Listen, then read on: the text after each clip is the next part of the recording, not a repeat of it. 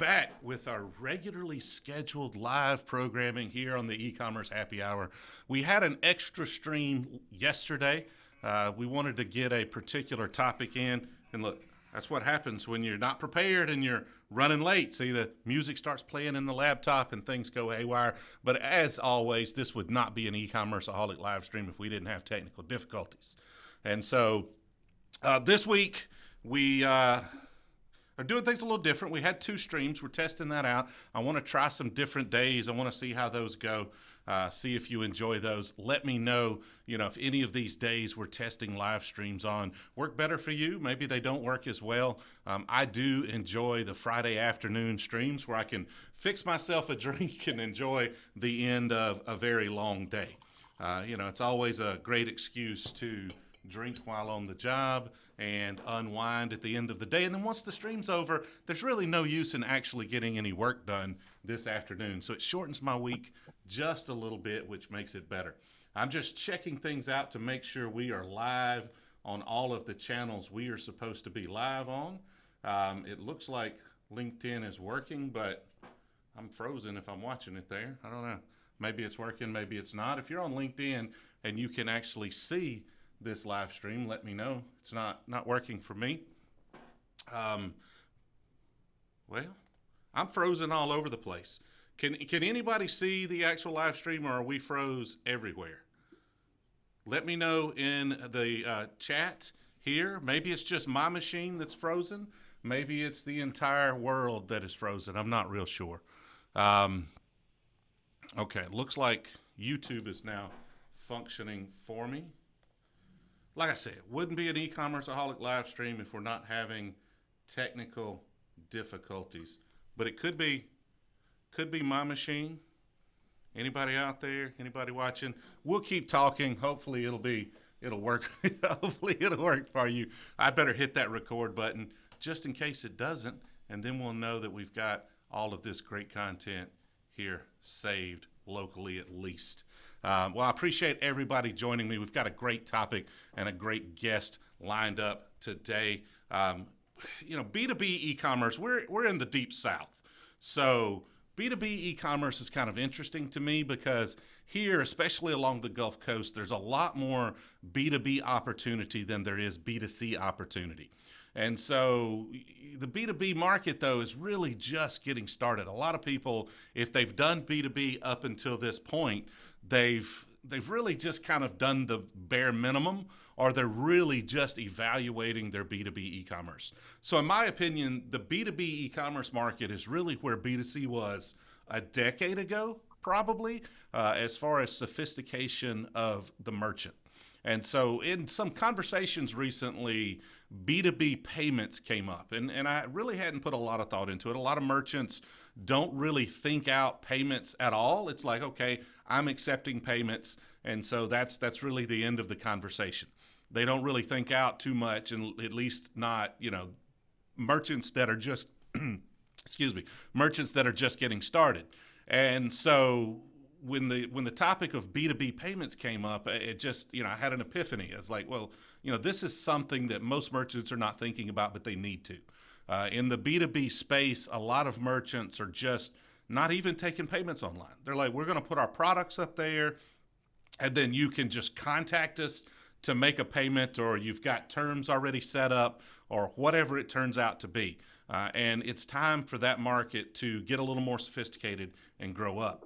And so when we started looking for a guest, it's where can we go out and where can we find an expert on B2B payments? And that's when Veem came up. Veem's actually someone that at Jamerson here, we've used a couple of times for, sending payments to various vendors or, companies that we work with. And so we reached out and they gave us, we went right to the top with this one. They didn't send us some low-level guy. They sent us Frederick Crosby. Frederick, if you would, introduce yourself and give us a little info as to, what you do there at Veem and what Veem does. Yeah, you bet. So hello, everybody, and really appreciate you having me on the show here, TJ. I'll start off with Veem and then tell you a little bit about myself. Veem is a global business-to-business payments network. We connect businesses to their vendors, suppliers, contractors all around the world and make sending payments to them a snap. Something as easy as a Venmo-like payment for businesses. Instead of sending $40 for dinner, you're sending $40,000 for your parts and supplies from Germany. Been in business for 3 years, great backing. We've had Kleiner Perkins from the start, Google Ventures, Goldman Sachs. We're for real. We've got 100,000 customers, and things are going strong there. I am the Chief Revenue and Marketing Officer here, in charge of all things acquisition. It has been kind of my last step and foray, my most current step, I should say. We'll see if it's my last in the world of e-commerce and e-payments that I've been doing for about 15 years. Been kind of in the global payments and commerce space since the early days of PayPal, dating back to 2004. Came in right after the eBay acquisition and helped those companies figure it all out and how to actually make payments on B2C commerce work. Worked with them a little bit longer to finally move up and help them build out a team to bring in other merchants to enjoy this universe, from the likes of Toys R Us, Lord and Taylor, Coach, bunch of other big names. All that stuff led me over eventually to the world of Western Union, where another global company, but they didn't know digital, worked with them for a few years to work out everything about payments and commerce and remittances in their world, where I met Marwan Forsley, the CEO and founder here at Veem. Developed a good relationship and have been riding neck and neck with them here for the last 3 years, building out this company. So it sounds like you've been around e-commerce and payments pretty much, since the beginning.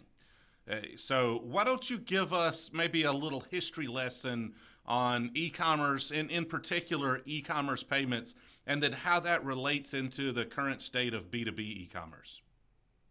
You bet, you bet. So I've been around a while. You can see the gray hairs out here. I've seen a lot of different things in my time, and I've got a very young and millennial-based sales force. So I talk about the early days of B2C like a fireside chat with Grandpa here, right? But for those who don't remember, it's quite a thing. Like PayPal initially was not meant to be an e-commerce tool. It was meant to be something that people used on their Palm Pilot, for those of you know what that is, to send payments to each other. And it evolved and it evolved and it evolved. And finally, it bumped into the world of e-commerce, which eBay at that time was really just starting to get underground, and it was a hot thing. Why? Because it allowed people to interact online without sales calls, without having to open up a store. Revolutionary thing. But what people don't remember back in 2004 and earlier was that people used to finish up that auction or buy it now thing. And then to complete the transaction, they had to write a check, which is crazy. Can you imagine thinking about Amazon today, where you bought all your stuff and then you said, okay, a check for those headphones, a check for my toilet paper, here's another check, put in the mail and go. I don't think Amazon would be anywhere near its size if that friction point existed today. So eBay and PayPal just made this incredible synergy at the time. It was a catalyst that drove e-commerce to a whole other world. It was really neat to see. At that time, when we first started, we were happy when the penetration rate, which is the percent of volume sold of stuff on eBay that had PayPal with it, was over 45%. Like the rest was lost to checks. Some people had merchant accounts, but most did not. And now today it's got to be like 99.9%, right? There's always going to be those few folks outside of that. That's not that long ago, even though it seems like it's a universe ago. That was just 12, 16 years ago when it went from a check-based world to where you would laugh at any merchant accepting that today. Quite a shift, DJ, from a short number of years. So how is that in regards to B2B e-commerce these days? Are you seeing kind of the same thing, to where we're in the middle of that shift? Like where in that shift from, very unsophisticated B2B e-commerce, especially payments, to where it's the absolute expectation that you have a proper payments platform? Like where in that shift do you feel like we are currently? We are very early on, but the problem is, uh, problem for merchants and anyone else using it is the world's already gotten a taste of what it's like to be very efficient in doing things. It bristles at the fact of inefficiency. You think back at 2004, and even earlier before that, the idea of a payment being electronic and online and working all together, that was a new concept. People know about that now. People get used to it, and that's why beyond PayPal, there's Venmo and a lot of other ways people can share funds around the world. You start thinking about B2B, and we're going to see a very accelerated uh, view on what B2B should feel like. Why? Because B2C laid out its roadmap. Again, let me go back to the eBay evolution. It was something else to just go ahead and put a picture of something on a site, take an auction, get something you could download in the day to kind of see just where your auctions were. And eBay was putting the best technology out there to keep you up to date and start making bidding tools and all these other things so that you were aware of everything going on in your universe. And then eventually brought in this payment thing. This is over a period of a long amount of time just to make the basics of commerce work. That's not going to take that long this next time around because people know what to do. When I hear the B2B challenges out there today, I've heard these all before, right? Old grandpa here remembers having people going, yeah, how do I manage all my inventory? This seems technically hard because I have a listing by listing format in eBay. I've got a lot of items. How do I manage volume control? How do I manage pricing in different countries? And then finally, how do I manage payments? DJ, I'm sure when you're working with your customers, you're hearing a lot of those same type of questions, particularly the early ones of like, hey, how do I make sure my right inventory shows up? How do I make sure the right pricing sheet shows up? How do I customize what I'm showing on my screen to a customer to what they should be seeing? Absolutely. All that we're going to be working on, and you're going to come up with great solutions on. And I think you're just going to hit this point where people are going to go, oh yeah, how do I pay for that at the end of the day? And that's going to start happening really soon because all that other stuff we talked about is happening within like a year or two, which used to take a decade. Payments is going to be right behind there with people wanting to make sure they complete their full universe of B2B commerce. Now, we're talking about B2B e-commerce payments today. If you happen to be catching this, we are live streaming on LinkedIn, YouTube, and Twitter Periscope. If you would, give me a share, give me a like, some sort of reaction, post a comment in the chat. Let me know that you are there, just so we know who all's there. Maybe post where you're watching from. Give us an idea of who all is watching this. And if you have questions or if you want to give us your opinion, right? This is a conversation. This is a two-way conversation. You guys always ask the best questions, and you always do a better job of steering this conversation than I do. This live stream would not be what it is without you. So please post in the chat. Let me know whatever platform you happen to be watching this on.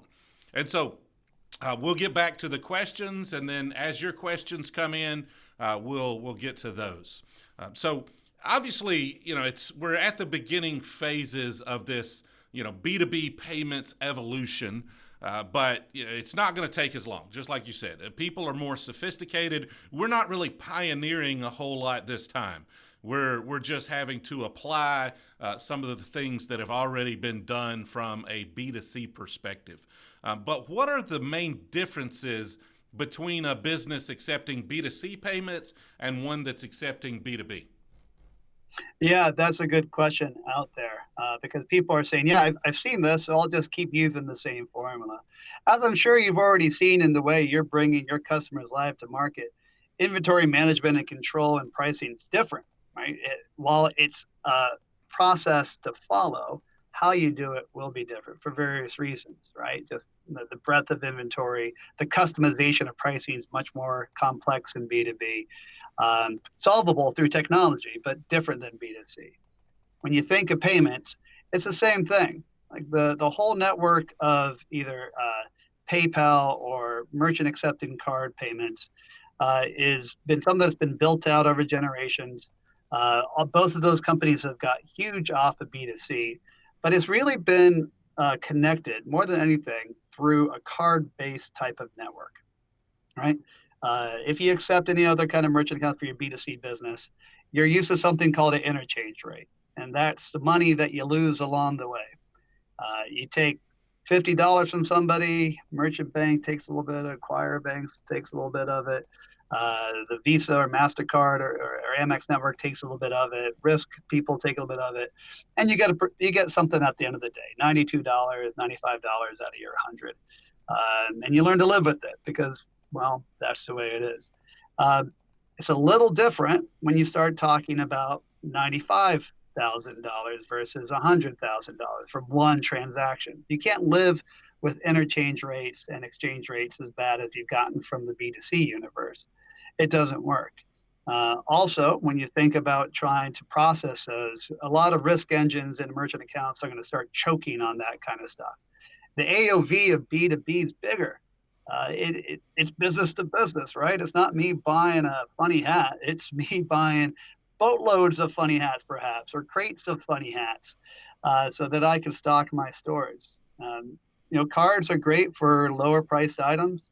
If you try to go for higher price items, there's some complexities in level 2 and level 3 you got to figure out, and sometimes it applies and sometimes it's not, and you spend your time going through your list and going, hey, this got classified wrong, how do I get my money back? It's just not built for business. It's built for consumers, and the cards have spent decades trying to figure out how to do it better. For B2B, you're going to want a few things. One, you can't afford an interchange rate. You just can't. Like that, anything that's really egregious, something that is in the 200 to 300 basis points, is just going to kill too much. You want something that is a much, much lower interchange rate, or something that's a good standard fee. Other piece that you have to consider from B2C to B2B is also FX rates, especially since everything has gone global these days. One of my specialties all along this way has been focusing on the fact that the world has gone global. B2C merchants and B2B merchants have global needs. They have markets abroad, they have supply chains abroad, people buy from abroad. So anytime you hit that, there'll be an exchange rate. Exchange rates are just how many dollars you have to pay for euros or pounds, and they're quite adjustable and flexible depending on your position in the market. If you are a consumer buying something abroad, or if you've traveled abroad, you might have noticed that when you pay for something to give you an option of whether you want to pay in your local currency or in your home currency. Whatever you do the math, you look at the calculation on spreads on that thing, and it's huge. Why? Because if I have a bad exchange rate on a $40 purchase, you're not going to notice. It's like, I lost 40 cents or I lost 80 cents. Oh, well. Going back to my analogy of bigger amounts, you do that on a B2B purchase with a horrible exchange rate, 2% is a lot of money. I buy a $10,000 item and I'm just saying, crap, I just lost another $200 of margin on a bad exchange rate because I'm allowing my stuff to be bought from another country. These are two big pillars that you have to consider in B2B. Do you have something that's going to have great efficiency at the higher volume levels? And are you going to have something that's going to allow you to be global at a rate that's not going to fleece you a lot of other money through bad exchange rates?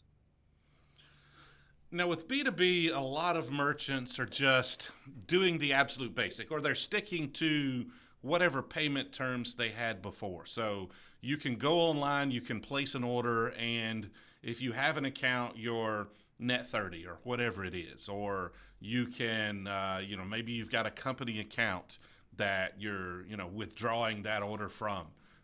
There's several ways.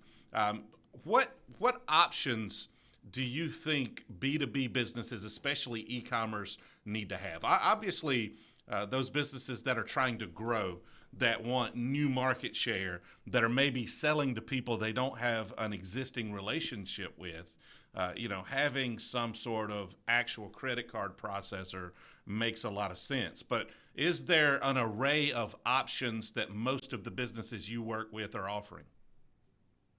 Yeah, so TJ, that's a good question. And I actually say that even for those people who are trying to grow and have new companies, you'd have to ask, can you afford to have that completed on a card basis. And all these kind of things that we're doing right now with B2B payments, everything is trying to get automated online. You don't have the time to sit there and do a lot of risk analysis on uh, how much should this person be a net 30 or a net 60? Can we afford them to be anything other than a payment upon delivery type of model? Um, when you think about moving forward, you're going to want to think about any kind of setup you can do that will just automate things. Can you get your terms into a spot where you can refer to it, allow that to happen, and then just have the payments go on all in one flow, right? Uh, you don't need to sit there and think about anything bit by bit, and then try to think about what kind of invoice needs to get printed out in this term and that term and do all that stuff manually. Automate it all.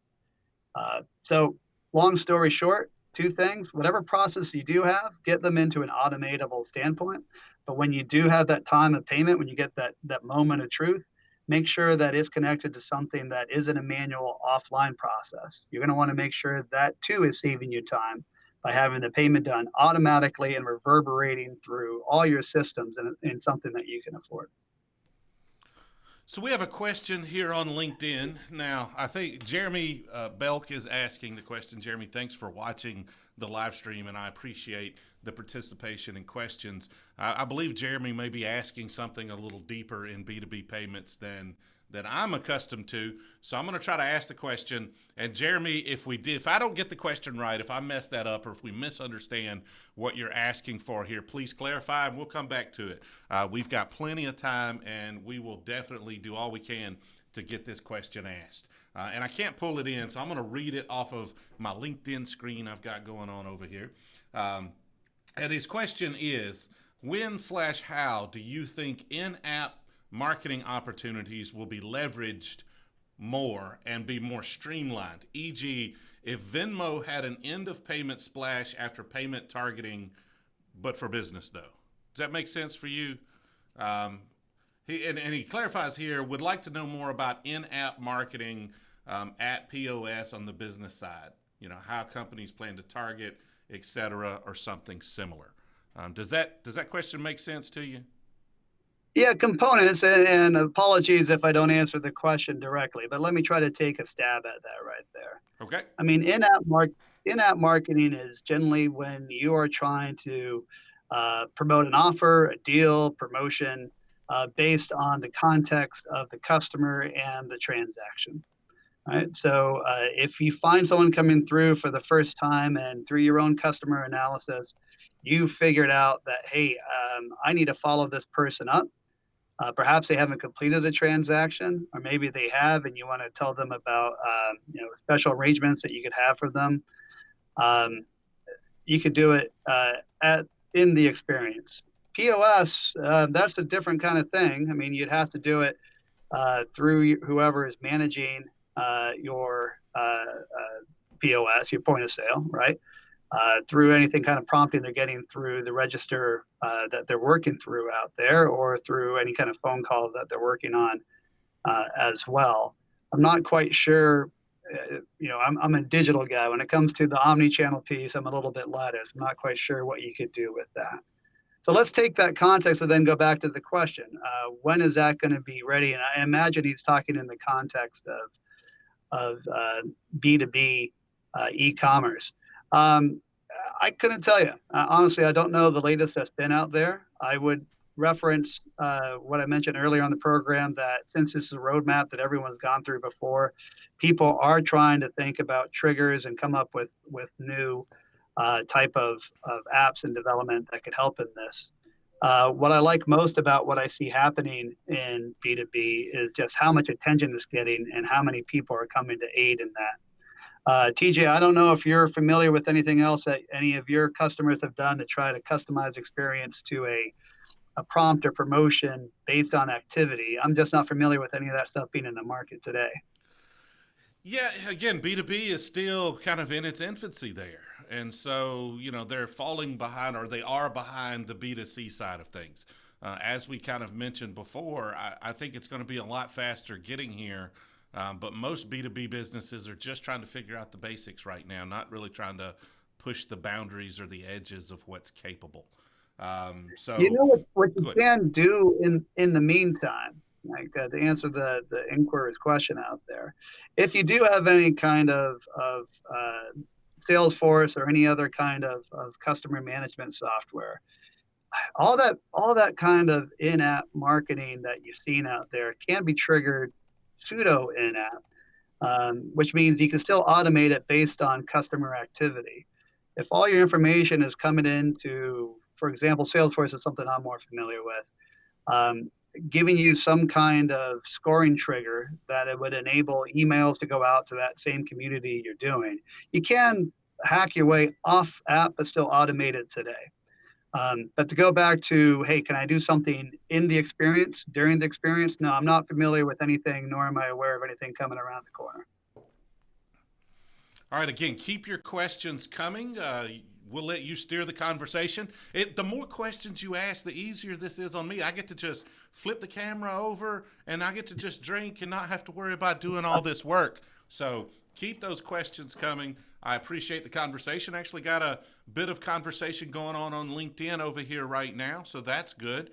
Usually it's on YouTube, which is on this side of me over here, but today it really depends on the topic. I really feel like if we're talking more Magento, we get a lot more traffic from Twitter, which ends up on YouTube. And if it's just general e-commerce, we tend to do a little better on LinkedIn. So that's great. I appreciate your question. Jeremy says that was very helpful. So again, Jeremy, if we didn't quite give you what you were looking for, let me know and we'll try to go a little deeper on that. We've got another question here. From Dan. Before I get into Dan's question, though, looks like we're steadily adding people on LinkedIn. So if you would, give me a wave. Let me know you're there. Post a comment. Help us spread the word. We would love to find more people. The more people, I feel like I'm tricking people to come on this live stream now anyway. If we could get a little bigger audience, maybe nobody will find out. I don't think I can get bigger guests than Frederick here, but at least they won't find out and this won't stop. So help me spread the word if you would. Dan I'm Hayes. sad it's 12:30 over in the Pacific time, and I'm only drinking water. I got to change that. Yeah, that's the great thing about Eastern, man. Our day gets over, but we have to start a lot earlier. So there's good and bad in it.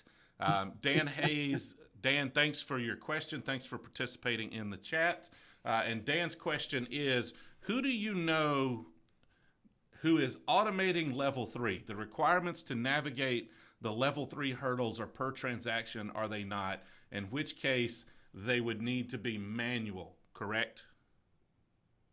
Yeah, I'm afraid I'm going to have to get back to you on this one. I did meet someone at the Magento Imagine conference that represents a company that does that. It is something that is helpful. If you are going to try to go with a card-based system, you can save a lot of money by having that process automated.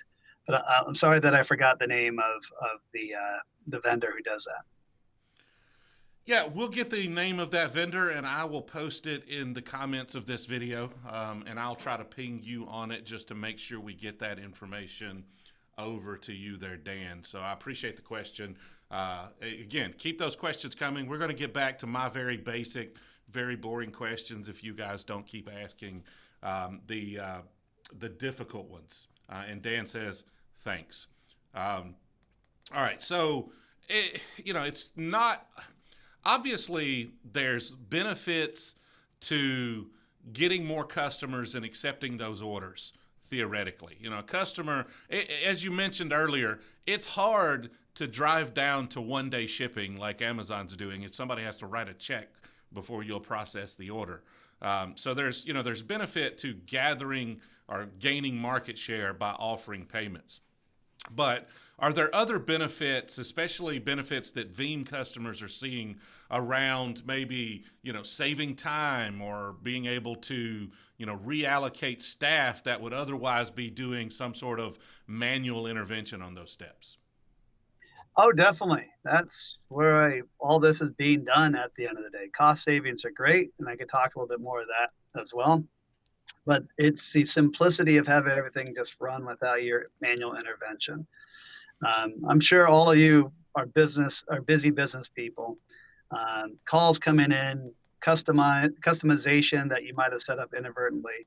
All of that's taken a lot of time. And then you start thinking about the payment piece of it. And this is where the worlds are going to come together, because usually there's a guy worried about the sale and then someone else worried about the payments. And they bicker at the end of the month when someone hasn't paid and they haven't figured out which item hasn't been paid. Creates a lot of other inefficiencies out there. But what if this all just settled for you? You know, you put the item out there, you put it for sale, you have your inventory, you set it up with whatever terms you want with folks, and then when it comes time for payment, it all reconciles and settles into the system. It's how we got really pulled into the Magento universe. If I could go on a tangent for a bit, Tangent away. this was tangent away. Great. This was kind of a great accidental coincidence where we had been working with customers who liked the efficiency of being able to work with us and putting inventory and invoice information through the Veem platform directly. And they said, hey, why don't you meet us upstream and just have all that done on the Magento platform instead? And that way, I don't even have to work through two different websites to join things together. My functions, my departments, we're all together and we're all on the same platform. So now you can visualize just how much time you're saving in reconciling, following up with people, whether they paid or not. I mean, one good thing, at least about the Veem platform for B2B payments, is that you can see when someone's paid you. How often have you got your customers out there going, honestly, checks in the mail, it's coming. I don't know what's happened. Maybe I got your address wrong. This goes back to the B2C world where you wouldn't imagine that. You wouldn't think like, oh, yeah, someone said they paid for my funny hat. It must be coming in 2 or 3 days. You know, like it's there. Communication is coming right there. Imagine that efficiency in your B2B world, where you put the item out there, you've got everything working now on your B2B site where things are being found and discovered and people are buying. And then boom, when the payment eventually is due, you see that person's paid. And then when it comes to your bank, you see which items it's attached to. Think of that efficiency. I think there's probably a lot of small business owners right there going, oh yeah, that sounds good. It's a complex, messy world today that can really get cleaned up a lot through just proper installation of these types of processes. All right, we've got another question in the chat here on LinkedIn, but before we get to that, I'm going to do one thing here. If you're watching this on YouTube and you look down in the description of the video, and I am pasting this link now on LinkedIn as well. If you go fill out that form, again, we're trying to build an audience here. My mailing list is just atrocious. There's nobody on that thing. We've put zero effort into it in the past. If you go over there and you sign up for the mailing list, I'm going to send the first 100 people that sign up one of these nice little eCommerceaholic whiskey glasses. It's got the logo on it. You can barely see it in the thing there, but trust, it's that logo that's on the, where are we at? Down here on the bottom of the screen, there's a logo. Yep. It's on the whiskey glass right there. Send you some stickers and stuff. Now, you're going to have to put in your address. I don't like asking people for their address, but how the hell am I going to send you a glass if I don't have it? So it's on the form there as well. If you jump over there, you sign up, we'll start getting those things mailed out to you next week. So if you want to be on a mailing list, you don't mind, we're not going to spam you. We're going to send you updates on the content we put out, let you know about the live streams and the schedules that we have coming. We've got a lot of great live streams planned. We may even poll that mailing list to try to figure out what topics you guys want us to cover, because we want to bring topics that you want to listen to. So let's get to the question here. Jeremy has another question. Thank you, Jeremy, for your questions. Keep them coming. If nobody else wants to post them, you just dominate. This will be a private chat for you. It'll be fantastic. You've got great questions so far. So what is your opinion on the state of security with B2B payments? Is there a company or technology that stands out to you? So security for all online payments are a big concern. You got to make sure that whatever you feel is coming your way gets there and is from a good, secure source, and that you're not at risk for being pulled astray by a fraudster. This has to be table stakes. Whatever you use has to have this. When you think about all your card-based systems, they've got risk models that have adopted to this almost to a point where it's almost too aggressive. Going back to my earlier point, um, it's hard for them to tell unless you're working with specifics and you've tailored your merchant account to the right level. That when you're getting a $20,000 payment that is really from a business and not a consumer, especially in the SMB world where sometimes they kind of look alike in the card-based world. Um, with Veem, I'll tell you how we've addressed that personally. Since we're not in the card-based world with that extra expense, we have this extra bit of verification. When people come onto our system, we got a very sophisticated way of making sure we verify everyone is who they say it is, which is the number one reason of fraud. When people think they're someone else, they've taken over account. There's all kinds of risk things that you have to take consideration when you see something come in that make sure that you know who that person is. And that we verified this bank account. And then when the payment comes through, we can see clearly that this is up to snuff with all global regulations. Business-to-business payments is very regulated, could get very tricky. So you want to make sure you have someone at that. We're licensed in all 50 states. We have big banks that supported us as well as the VCs I talked about. So Silicon Valley Bank and National Australia Bank, and partner with folks like HSBC. All these guys kind of make sure that you're on the up and up. So don't go by anything that's not a fly by night. Make sure they're backed by the right groups. All the folks that you're working with today will give you certain levels of security, but you're going to have to work with your own risk folks and whether the risk and return is worth it. Like there's going to be false negatives in some of these guys, and you'll still be out to dry should there be a chargeback from a business. That's going to take your own level of effort to reach out with your own customer relationship if you're going to be doing it through a card-based network. Or you look for something like Veem or something else like Veem out there where we've done the verification and we have a verified network for you. That's the best way to eliminate any chances of fraud there as well. All right. Hopefully we got your question answered there. Jeremy, if you've got more questions, please keep them coming. And we've been going now for 40 minutes or so. We're going to try to go till the top of the hour as long as we still have stuff to talk about. So get those questions in. We're getting down kind of toward at least the last segment of this live stream. TJ, I've got something to tee up for you too here on this because I'd be curious from your audience. Okay. The one thing that I also recall from B2C that changed and it's changing from B2B. We talk sometimes how payments is not always in the conversation of the person drawing up the B2B strategy out there, particularly on websites, right?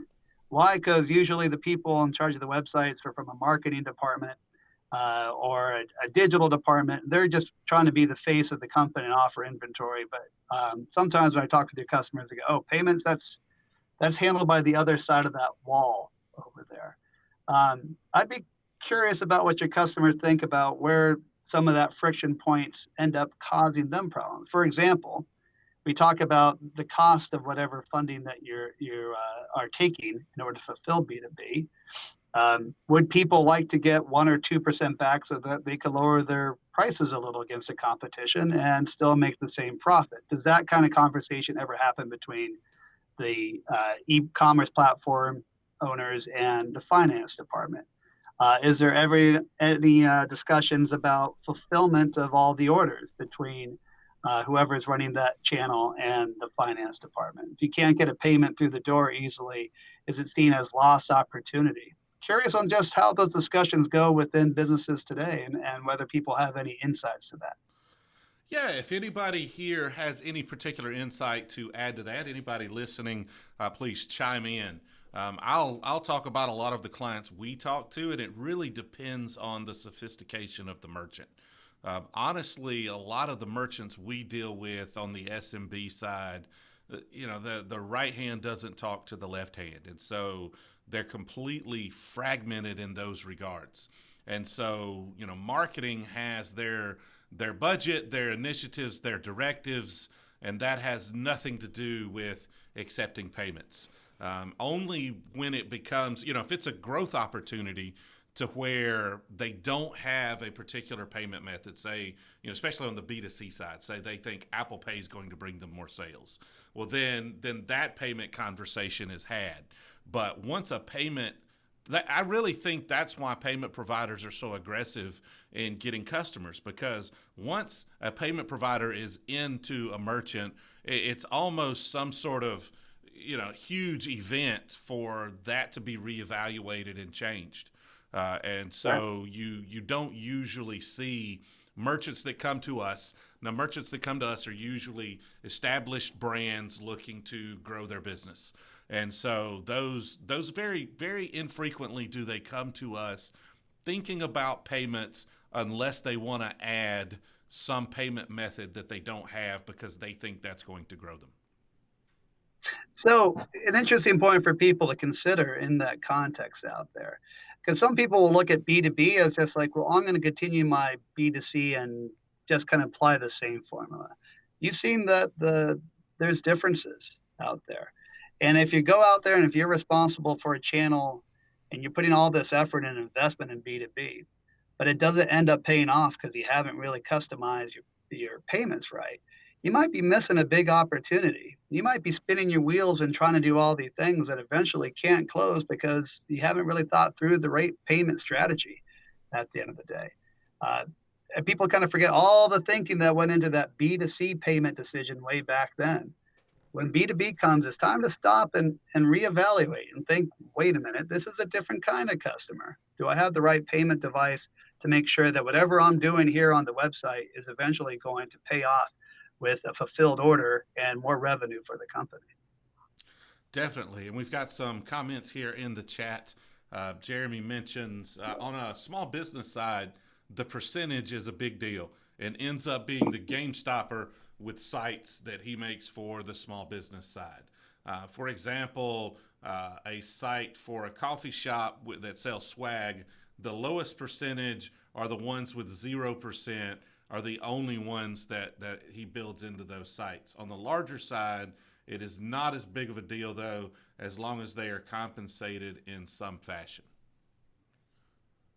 So it really does depend on the size of the merchant. Okay. And again, if anybody else has anything they want to add to that conversation, let me know. Go ahead and ping it. We'll come back to it if we need to. But let's talk about that a little bit. Say I've got a website that's B2C, and I'm going to start adding B2B functionality. Historically, a lot of merchants would try to completely separate that. And for good reason sometimes, because oftentimes the best user experience for B2C is not the same user experience for B2B. But on more robust platforms like Magento, you can provide vastly different experiences on the same website. And so if you've got a site that you're rolling B2B into, and it is your traditional B2C site, or maybe even vice versa, maybe you're building them both the same. You're moving to Magento because you want to do a B2B and a B2C site in the same experience. Kind of how should they look at payments, and maybe how should they differentiate their B2C from their B2B payments? Well, I think if you have anyone on your marketing team who's kind of thought through what is a different kind of customer we have here, and what is the different kind of expectation in the journey that we have. Even for those of you without marketing departments, so you can just kind of sit back and work with folks like TJ here, thinking through what the difference is going to be. That is the kind of the driver of when you need to change your payment strategy. For those of you who are just kind of using the same site for B2B and B2C, it might be that the same kind of customer, just one is a business and one's not. They're all buying 1 or 10 of the same thing, in which case the differentiation might just come down into payment terms if you have something on that side. But you don't need to worry about changes in both where the person's buying from, the size of the payment, the customization of pricing. It's when these worlds start changing and you're selling B2C on one side in a very individualized, customized, maybe finite number of SKUs or broader set of SKUs, depending on your relationship or depending on your market. And your B2B experience is very different. because it's much larger quantities. You might have, again, smaller or larger amount of SKUs available to your other universe out there. You might need to make your payment terms differentiation a lot more different out there. You might have more global customers in one set than another. These are the things that really make a difference. These are the things that you might have to not only think through your B2B and B2C setup through a robust platform in Magento and with the likes of TJ's team out here, but also tie it into your payments and how you make your payments operate. Just make sure that you're accommodated. For example, like B2C, what are you thinking? Does everyone have and is used to this type of payment? Cool. Cards. If I don't have cards, I'm not going to be able to make it in this universe. I'm going to have to fall back and just go ahead and lose that 3 to 5% margin. But I got the universe, so everyone has cards. B2B, well, most businesses do not like to use cards. 60% of B2B payments is on checks. Crazy, right? Like the modern age in America, 60% of the people are on checks. How do you capture that market? How do you help them? People like to use their banks, not their cards in that case. And you can set up a bank-to-bank solution like ours to help capture that market because it's different than your B2C, right? So net, think through who your customer is, think through what they like, and that will dictate just how different your B2B and B2C experiences need to be. Okay, we've got about 9 minutes left to go here. If you have any questions, you want to know anything there is to know about B2B payments. Heck, if you want to know anything at all, I didn't even limit the questions to B2B payments. If you want to know the meaning of life, throw it in there. We'll try to come up with some sort of answer. I don't know if it's what you want to hear, but whatever you're into. Yeah. I may need to drink a little more before we really get into the philosophical questions. Were we talking about the NBA draft last night? Well, we're going to talk about now that you brought it up. See, now I got to mention it. I had a friend, a business acquaintance that was complaining. He's an Orlando Magic fan, and he was complaining about their draft pick at number 16, which is Chuma Okeke from Auburn. And he, the problem with Chuma Okeke is he tore his ACL in Auburn's run to the Final Four, and so he can't even play next year. So he was whining and complaining that they drafted a guy that at 16 that can't even play next year. I just want to go ahead and put it out there. Chuma Okeke is a baller, folks. Orlando Magic, what they did was they traded number 16 this year for number 5 or 6 next year. Okay, Chuma Okeke is going to be a fantastic NBA basketball player. So that's all I've got to say about the draft. I mean, unless somebody has anything in particular you liked about the draft last night. I'm unfortunately coming through this Warriors hangover and how everything just ended up here in the Bay Area, where not only did we lose the finals, we took a big blow out of next year. I'm also a Michigan MBA grad there, so them drafting Poole in the first round, interesting choice, if I do say so myself. Might not have been my first choice, but I love when that guy is on fire. I just hope they could coach him to be on fire all the time. In terms of your Auburn man being picked up 16th, I mean, he wouldn't be available number 16 if he was healthy. So they're going to bet on a year, right? That's great. I fully believe he was one of the. I think he was a top 5 player in college basketball this year. I really think he might be a top 3 player in college basketball this year. The man, extremely versatile. He's one of those players, kind of like a Kawhi Leonard. Doesn't talk a lot of trash. Doesn't have a lot of flash. But when the lights come on, he always delivers. So I think Orlando got a steal. We've got some conversation going on here. Jeremy's asking what I'm drinking. Jeremy, this is my second bottle of Calumet Farm. Now this is actually a small batch, whereas my last bottle was like a single rack or something. Not my favorite. This one is, I will give it, this one is better than my last bottle. But I ran out of whiskey, so I went and bought one, and I was like, this is a pretty bottle. Like, how else do you pick whiskey? It's like, it's a pretty bottle. I'll take that. It's on the top shelf. It's a pretty bottle. I'll take that. So I bought it, and it's just not that good. The last one wasn't. The last one just wasn't that good. but I keep drinking it because I'm not going to throw whiskey away, and there's no sense in going to buy other whiskey when I've got whiskey. And so I was like, I'll keep drinking it until it's done.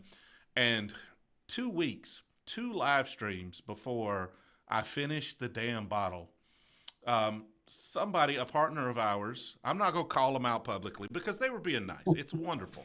It's great. I love it. I thank them very much. It was a very kind and thoughtful gift. And so I'm not going to call them out publicly because it was great, and I do appreciate it. But they sent me another bottle because I'd been drinking it on the stream. They're like, "Hey, man, here, thanks, for your help. Here's another bottle of this."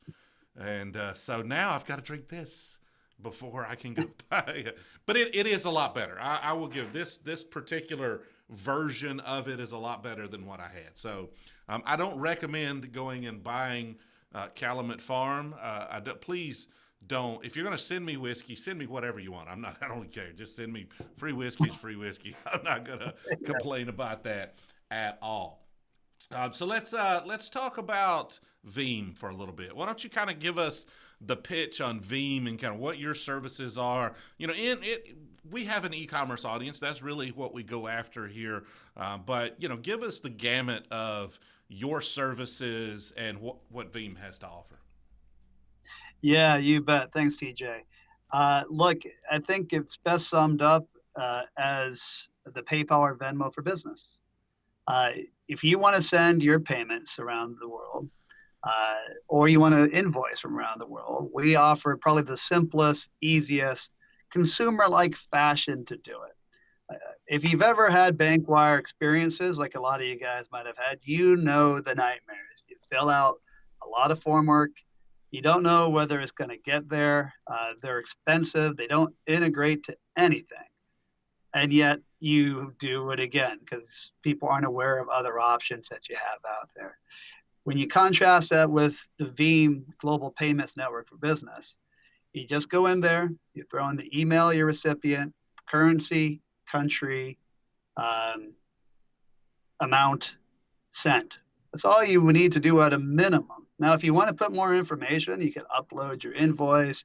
You can put out your other recipient's bank information if you've got that. But for the person who's just pressed for time, that simple 4-entry transaction field and hit send is a big reliever. Put the onus on technology and us to go get the rest. Make sure that your recipient is the right recipient. Make sure that they put the right bank account information as it depending on you, and you fat fingered it and them saying, well, you never sent it to me.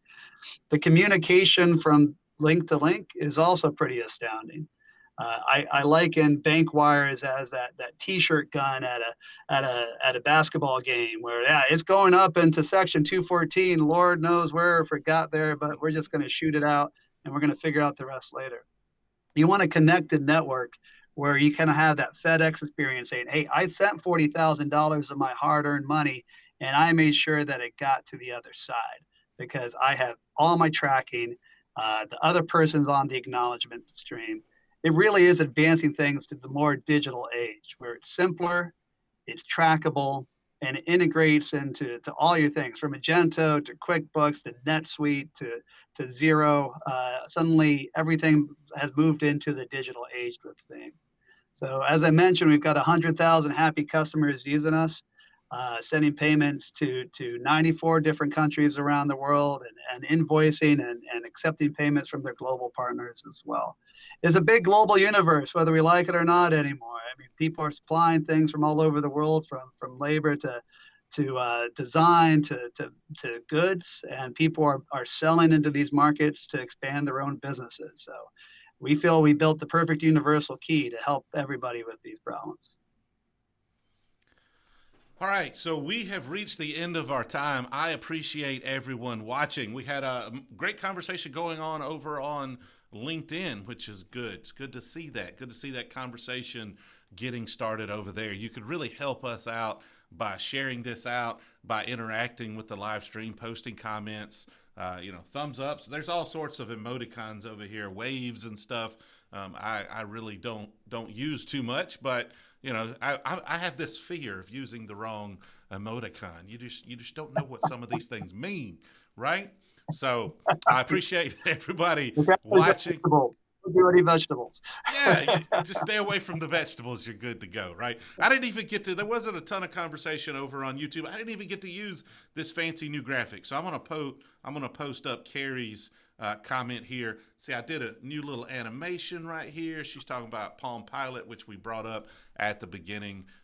So fancy new graphics, and I didn't even get to use them this time. It is what it is. But if you happen to be catching this after it's live and you have questions about B2B payments, if you'll post those in the comments of the video, I'll do all I can to get those answered. Do not forget, I have posted a link in the chat on LinkedIn or in the description of the video on YouTube. If you jot over there and you put down your email address and your address, I'll send you one of these e-commerce. I've got to get rid of these things. If anybody's been following, I ordered 1,000 whiskey glasses from China, and then we lost 25% of them on the shipment over here, and then we shipped 25% of them to Imagine, and they're all lost because the wind denied our shipment. So they're in the postal system in Miami somewhere for the last month and a half. So I'm down to 500, which means they're still dominating my office. I need to get rid of them. What better way to get rid of them than to give them to you? Go over there, put your address in. You know, you'll get a little bit of email from us, but you'll get a nice whiskey glass to enjoy your drinks when you watch us on Friday afternoon. Again, if you have questions, post them in the comments, or better yet, if you have questions, contact Veem, contact Frederick here. Frederick, if you would, I'm going to give you the last word. Let everybody know how they can get in touch with you. Yeah, for anyone who wants to get in contact with me directly, just go ahead and send me an email at Frederick, as you see out there, Frederick, at Veem, Veem.com. Or if you just want to get in contact with anyone in our sales team, just send that to sales@veem.com, and we'll get right back to you. All right. Chris Brown asking me to do shots in the chat. You know that wouldn't be a good thing, but I do have just a little bit left here that I need to get rid of. And we've got more streams lined up. We're streaming every Friday. So, you know, stay tuned. It's hard for us to schedule things out on LinkedIn. Their live stream thing is still kind of archaic. We probably do some impromptu stuff next week. I'm going to be at IRCE next week, so who knows what kind of content we're going to be creating there and what kind of things we're going to be doing to live stream. So I appreciate everybody watching, and I look forward to seeing you next week sometime.